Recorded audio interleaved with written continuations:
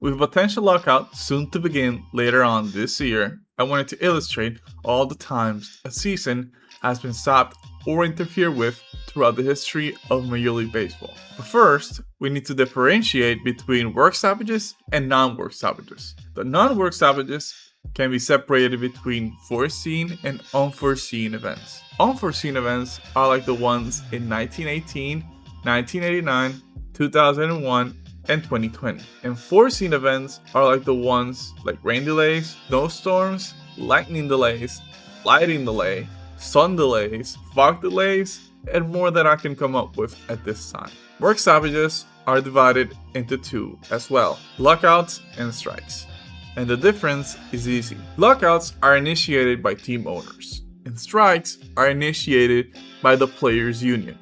And each time that a strike or a lockout has happened, its history has been very intriguing, and that's what we'll discuss here today.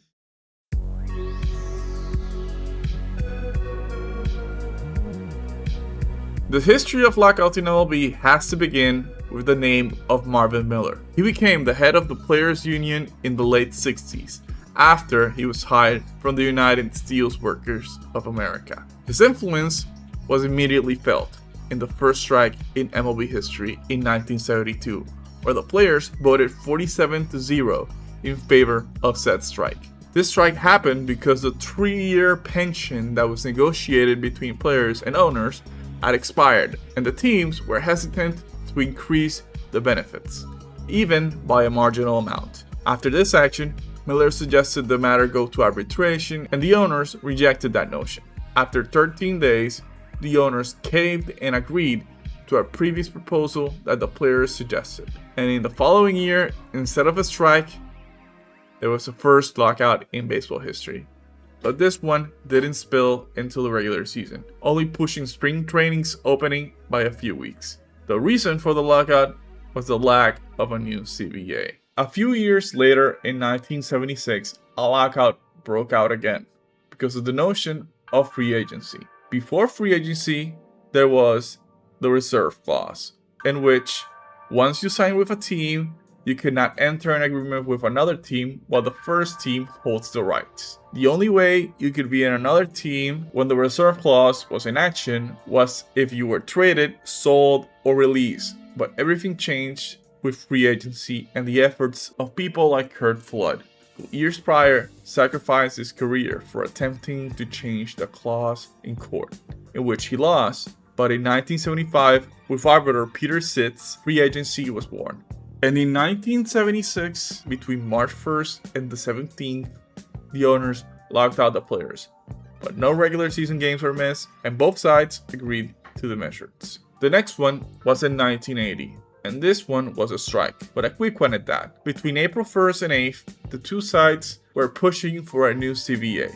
During the week the strike was in place, both sides decided to continue with the season and talk throughout it. And in May, they agreed on principle for a new CBA. 1 year later, the spat between the players and owners worsened, as the 1981 strike ended up lasting 50 days within the regular season, in which the league divided the first half and second half into different division champions, in which it ended up with a wacky conclusion in the National League. The Reds and the Cardinals had the best winning percentage in each division, but didn't have the better record in any of the halves. So even though they had the better record throughout the season, they didn't make the playoffs. The reason that strike occurred was because of free agency compensation, a reason that should not be enough to jeopardize the integrity of a season.